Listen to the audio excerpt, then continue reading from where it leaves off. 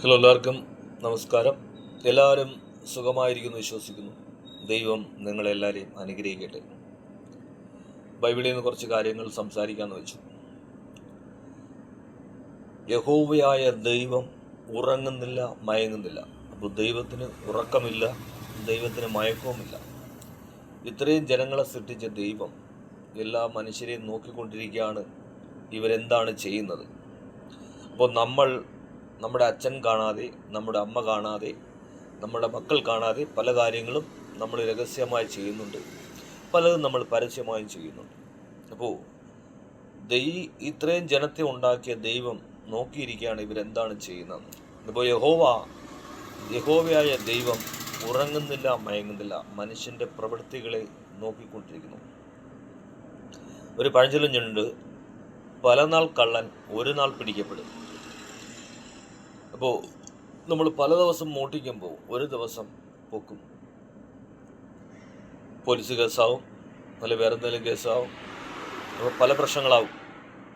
അപ്പോൾ ഇവിടെ ദൈവം പറയുന്നു, യഹോവയായ ദൈവം ഉറങ്ങുന്നില്ല, മയങ്ങുന്നില്ല. ദൈവമെല്ലാം കണ്ടുകൊണ്ടിരിക്കുന്നു, ദൈവമെല്ലാം കേട്ടുകൊണ്ടിരിക്കുന്നു. വാളെടുക്കുന്നവൻ വാളായിൽ തന്നെ തീരും.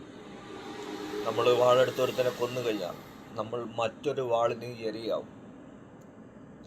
ഇവിടെ എത്ര തടിമെടുക്കുണ്ടെന്ന് പറഞ്ഞിട്ട് കാര്യമില്ല, എത്ര കരവട്ട പഠിച്ചെന്ന് പറഞ്ഞാലോ, ബ്ലാക്ക് ബെൽറ്റ് പഠിച്ചെന്ന് പറഞ്ഞാലോ, എത്ര തടകൾ പഠിച്ചെന്ന് പറഞ്ഞാലോ, ഇനി ജിമ്മിൽ പോയെന്ന് പറഞ്ഞാലോ അതിലൊന്നും ഒരു കാര്യമില്ല. മര്യാദയ്ക്ക് ഈ ഭൂമിയിൽ ദൈവത്തെ ആരാധിച്ച് ജീവിച്ചില്ലെങ്കിൽ ദൈവം അങ്ങ് വിളിക്കും. അപ്പോൾ ദൈവം വിളിച്ചാൽ പോയേ പറ്റൂ. അപ്പോൾ അപ്പോഴും എനിക്ക് വരാൻ പറ്റത്തില്ല, എനിക്ക് വേറെ കുറച്ച് പണിയുണ്ട് എന്ന് പറയാനൊന്നും ഒരു രക്ഷയില്ല. നമ്മുടെ പ്രവൃത്തി ദോഷങ്ങൾ, പ്രവൃത്തി മോശങ്ങൾ കൂടുമ്പോൾ ദൈവം പറയും, ഇനി കയറി വാ മകനെ, ഇനി നീ അവിടെ നിൽക്കണ്ട, ഇനി കയറി വാ എന്ന് പറയും. അപ്പോൾ നമ്മൾ ഇവിടെ നിന്ന് കയറിപ്പോയേ പറ്റും. അപ്പോൾ വചനം പഠിപ്പിക്കുന്നു, കാലം തികഞ്ഞിരിക്കുന്നു, ദൈവരാജ്യം സമീപിച്ചിരിക്കുക, ജനം മാനസാന്തരപ്പെട്ട് സുവിശേഷത്തിൽ വിശ്വസിക്കും. മാനസാന്തരം എന്ന് പറഞ്ഞാൽ ഒരു മനുഷ്യൻ്റെ രൂപാന്തരമാണ് മാനസാന്തരം.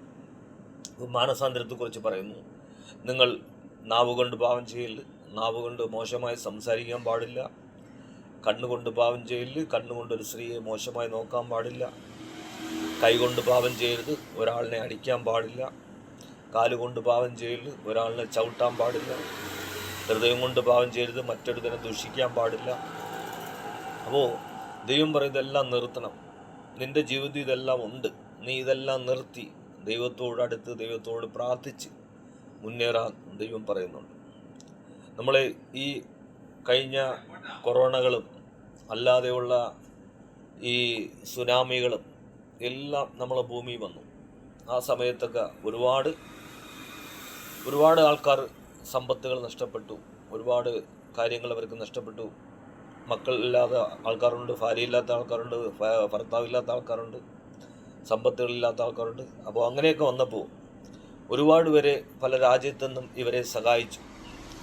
ഒരുപാട് തുണികൾ വന്നു, ഒരുപാട് ആഹാരങ്ങൾ വന്നു, ഒരുപാട് സാമ്പത്തികങ്ങൾ വന്നു ഈ ജനങ്ങൾക്ക് കൊടുക്കാൻ വേണ്ടി. അപ്പോൾ ഇതിനെയൊക്കെ പ്രൊട്ടക്ഷൻ ചെയ്യാൻ വേണ്ടി ഇവിടെ നമ്മളെ കുറേ ഉദ്യോഗസ്ഥന്മാർ ഉണ്ടായിരുന്നു. അപ്പോൾ അവർ ഈ വരുന്ന തുണികളും സാമ്പത്തികങ്ങളും എല്ലാം മേടിച്ച് അവർ ജനങ്ങൾക്ക് കൊടുക്കുമായിരുന്നു. പക്ഷേ അതിൻ്റെ ഇടയിൽ കൂടെ തന്നെ ഈ ഉദ്യോഗസ്ഥന്മാർ തന്നെ അതിൽ നിന്ന് അവർക്ക് ആവശ്യമുള്ള തുണികൾ അവരടിച്ചു മാറ്റി, അവരതിൽ നിന്ന് കുറേ പൈസകൾ അടിച്ചു മാറ്റി.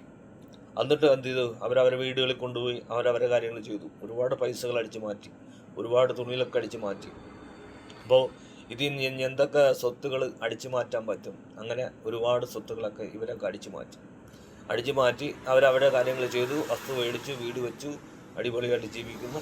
അപ്പോൾ എങ്ങനെയൊക്കെ ഏതൊക്കെ രീതിയിൽ ഉണ്ടാക്കാൻ പറ്റും ആ രീതിയൊക്കെ അവർ പലരും ഉണ്ടാക്കി അവരടിപൊളിയായിട്ട് ജീവിക്കുന്നു. എന്നിട്ട് ഇനി ഗൾഫിലായിട്ട് പോയി അവിടെയും കുറച്ച് സാമ്പത്തികം ഉണ്ടാക്കാമെന്ന് വിചാരിച്ചുകൊണ്ട് കുറേ ആൾക്കാർ ഗൾഫിലേക്ക് പോകാൻ വേണ്ടി ഒരു പ്ലെയിനിൽ കയറി. ഇപ്പോൾ ഈ ഇടയ്ക്ക് ഇപ്പം എത്ര ഒരു വർഷമാകുമെന്ന് തോന്നുന്നു, ഒരു 40 പേരാ 30 പേരാ പ്ലെയിനിൽ കയറി അവരിനി അടുത്ത സ്ഥലത്ത് പോയി ഉണ്ടാക്കാമെന്ന് പറഞ്ഞ് പോയതാണ്. പോയ സമയത്ത് ആകാശത്ത് വെച്ച് ദൈവം ആ പ്ലെയിനും ആളും എല്ലാം കൂടെ കത്തിച്ചും കളഞ്ഞു. അപ്പോൾ നീ ഇവിടെ എന്ത് കോമാളിത്തരങ്ങൾ കാണിച്ചാലും എന്ത് പ്രവൃത്തി കാണിച്ചാലും നിന്നെ എല്ലാവരെയും കൂടെ ഒരു ദിവസം ഒത്തു കിട്ടുന്ന സമയത്ത് എന്ത് ചെയ്യും? ദൈവം കത്തിക്കും. അതുകൊണ്ട് സഹോദര, ഈ ഭൂമിയിലായിരിക്കുമ്പോൾ നീ മോശമായ ഒരു പ്രവൃത്തികളും ചെയ്യരുത്, കൈക്കൂലി വാങ്ങിക്കരുത്. ഒരു സഹോദരൻ നിൻ്റെ അടുത്ത്, ഒരു സഹോദരനോ ഒരു സഹോദരിയോ ഒരാവശ്യമായിട്ട് വന്നാൽ, നിങ്ങൾക്ക് സർക്കാരിൽ നിന്ന് ശമ്പളമുണ്ട്, അതെല്ലാം ശരിയാണ്. അതുകൂടാതെ നിങ്ങൾ കൈക്കൂലി മേടിക്കുമ്പോൾ ഇതാര് കാണുന്നു? ദൈവം കാണുന്നു. അപ്പോൾ നിങ്ങൾ കൈക്കൂലി മേടിച്ച് അവിടെ വസ്തു മേടിക്കുന്നു, ഇവിടെ വസ്തു മേടിക്കുന്നു, ഫ്ലാറ്റുകൾ പണിയുന്നു, വീട് വയ്ക്കുന്നു, വാടകയ്ക്ക് കൊടുക്കുന്നു, ഇതെല്ലാം ചെയ്യുന്നുണ്ട്. അപ്പോൾ ഇതെല്ലാം ആര് കാണുന്നു? ദൈവം കാണുന്നു. ഒത്തു കിട്ടുമ്പോൾ എന്ത് ചെയ്യും? ദൈവം അങ്ങ് കത്തിക്കും. ഇനി ഒത്തു കിട്ടിയില്ലെങ്കിൽ, ഒറ്റയ്ക്കാണ് കിട്ടുന്നതെങ്കിൽ കിട്ടുന്ന സമയത്ത് ദൈവം അങ്ങ് തീർക്കും.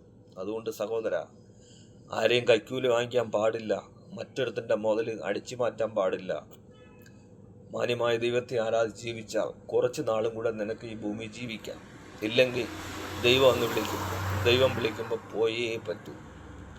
ഒരുപാട് ആൾക്കാർ പല രീതിയിലും പല ആൾക്കാരുടെ സമ്പത്തുകളെ വെട്ടിപ്പിടിക്കുന്നുണ്ട്. ഇപ്പോൾ 5 പേരുണ്ട്, ഒരു വീട്ടിൽ 5 പേരുണ്ടെങ്കിൽ ആ 5 പേരിൽ ഇപ്പോൾ ഒരുത്തൻ 5 സഹോദരങ്ങളിൽ ഒരു സഹോദരന് സുഖമില്ലെങ്കിൽ അവൻ്റെ സ്വത്തുക്കളെല്ലാം ബാക്കിയുള്ള 4 സഹോദരന്മാർ വെട്ടിപ്പിടിച്ചിട്ട് കുറേ നാൾ അവനെ നോക്കിയിട്ട് എന്ത് ചെയ്യും? പിന്നെ അവനെയും കളയും. എൻ്റെ അടുത്ത് പറയുമ്പോൾ നിനക്കിവിടെ സ്വത്തും കാര്യങ്ങളൊന്നും ഇല്ല, നീ പൊയ്ക്കോ എന്ന് പറയും. കാര്യം അവന് സുഖമില്ല, അവർ മാനസികരോഗിയാണ്. പിന്നെ അവൻ എന്ത് ചെയ്യും? ഈ റോഡ് നീല അലഞ്ഞു കിടന്ന് കൈനീട്ടി ആഹാരം വാങ്ങിച്ച് കഴിക്കും, എച്ചിൽ പറക്കി തിന്നും. ഇതെല്ലാം ആര് കാണുന്നു? ദൈവം കാണുന്നു. അപ്പോൾ മറ്റൊരുത്തിൻ്റെ സമ്പത്തും കൂടെ നീ പിടിച്ചു വെച്ച് നീ അനുഭവിച്ചുകൊണ്ടിരിക്കുകയാണ്. നിൻ്റെ സമ്പത്ത് നീ അനുഭവിക്കുന്നു.